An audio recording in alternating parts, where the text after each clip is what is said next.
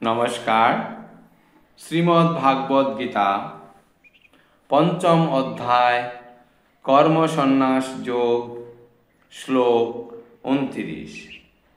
ভোক্তারং জগৎপশাং সর্বলোকমহেশ্বরং সুহৃদং সর্বভূতানাং জ্ঞাতঃ মাং শান্তিমৃচ্ছতি। অনুবাদ: আমাকে সমস্ত যজ্ঞ ও তপস্যার পরম ভোক্তা, সর্বলোকের মহেশ্বর এবং সমস্ত জীবের সুহৃদরূপে জেনে যোগীরা জড়জগতের দুঃখ দুর্দশা থেকে মুক্ত হয়ে শান্তি লাভ করেন।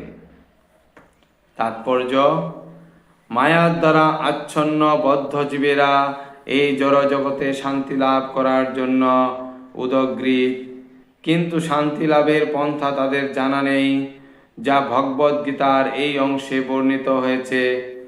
শান্তি লাভের জন্য শ্রেষ্ঠ নীতি হচ্ছে এগুলি: ভগবান শ্রীকৃষ্ণ সমস্ত কর্মের ভোক্তা। মানুষের কর্তব্য হচ্ছে ভগবানের সেবায় সব কিছু উৎসর্গ করা, কারণ তিনি সমস্ত গ্রহলোকের এবং সেখানকার দেবতাদের অধীশ্বর। তার থেকে শ্রেষ্ঠ আর কেউ নেই। শিব, ব্রহ্মা আদি শ্রেষ্ঠ দেবতাদের থেকেও তিনি শ্রেষ্ঠ।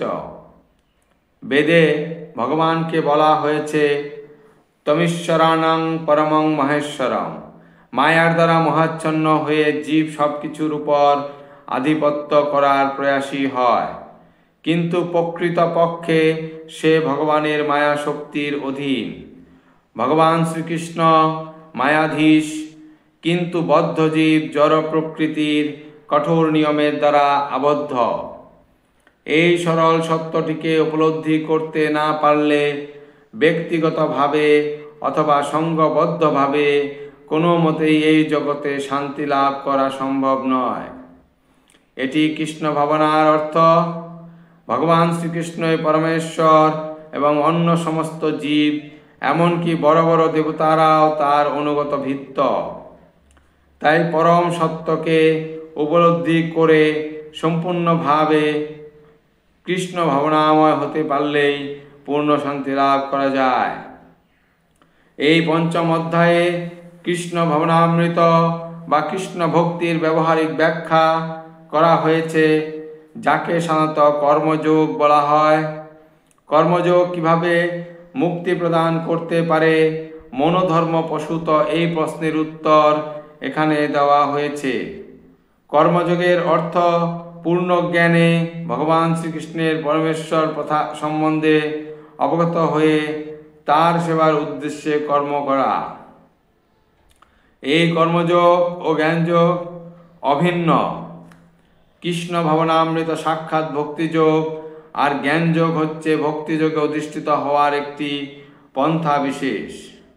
কৃষ্ণ ভাবনামৃতের অর্থ হচ্ছে পরম তত্ত্বের সঙ্গে আমাদের সম্পর্কের কথা পূর্ণরূপে অবগত হয়ে তার সেবার উদ্দেশ্যে কর্ম সম্পাদন করা, এবং এই কথা পূর্ণরূপে অবগত হয়ে তার সেবার উদ্দেশ্যে কর্ম সম্পাদন করা।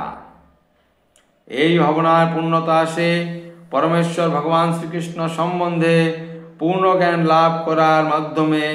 শুদ্ধ আত্মা ভগবানের অবিচ্ছেদ্য অংশরূপে তার নিত্য দাস মায়াকে ভোগ করবার বাসনার ফলে সে মায়ার সংঘর্ষে আসে, এবং সেটি তার নানা রকম দুষ্ট ভোগ কষ্টের কারণ। যতক্ষণ সে জড়ের সংসর্গে থাকে ততক্ষণ সে জাগতিক আবশ্যকতা অনুযায়ী কর্ম করতে বাধ্য হয়। কিন্তু কৃষ্ণ ভাবনামৃত মানুষকে জড়ের গণ্ডির মধ্যে থাকলেও পারমার্থিক জীবন দান করে, কারণ জড়জগতে ভক্তির অভ্যাস করলে জীবের চিন্ময় স্বরূপ পুনর্জাগৃত হয়। ভক্তি মার্গে উত্তরোত্তর উন্নতি সাধনের অনুপাতে জড়বন্ধন থেকে ক্রমান্বয়ে মুক্তিলাভ হয়। ভগবান কারো প্রতি পক্ষপাতিত্ব করেন না। সব কিছু নির্ভর করে ইন্দ্রিয় নিগ্রহ এবং কাম ও ক্রোধ দমন করবার জন্য কৃষ্ণ ভাবনায় উদ্যত হয়ে ব্যবহারিক কর্তব্যসমূহ পালন করার উপায়। কৃষ্ণ ভাবনায় সুদৃঢ় হয়ে এই সমস্ত বিকারগুলি নিগ্রহ করে বাস্তবিক পক্ষে অপ্রাকৃত স্তরে স্থিত হওয়া যায়, অথবা ব্রহ্ম নির্বাণ লাভ করা যায়। অষ্টাঙ্গ যোগের অন্তিম উদ্দেশ্যে সাধিত হওয়ার ফলে কৃষ্ণ ভাবনামৃতে অষ্টাঙ্গ যোগের উল্লেখ আছে। অনুশীলন আপনা থেকেই সম্পন্ন হয়। যম, নিয়ম, আসন, প্রাণায়াম, প্রত্যাহার, ধারণ, ধ্যান ও সমাধি অভ্যাসের দ্বারা ধীরে ধীরে প্রগতি হয়। কিন্তু ভক্তিযোগের প্রারম্ভেই এই সব কয়টি সিদ্ধিতে লাভ হয়ে থাকে। এই ভক্তিযোগী কেবল মানুষকে প্রকৃত শান্তি দিতে পারে। ভক্তিযোগী জীবনের পরম প্রাপ্তি। কর্মফল পরিত্যাগের মাধ্যমে লব্ধ আনন্দ বিষয়ক কর্মসন্ন্যাস যোগ নামক ভাগবত গীতার পঞ্চম অধ্যায়ের ভক্তি বেদান্ত তাৎপর্য সমাপ্ত হল। ধন্যবাদ।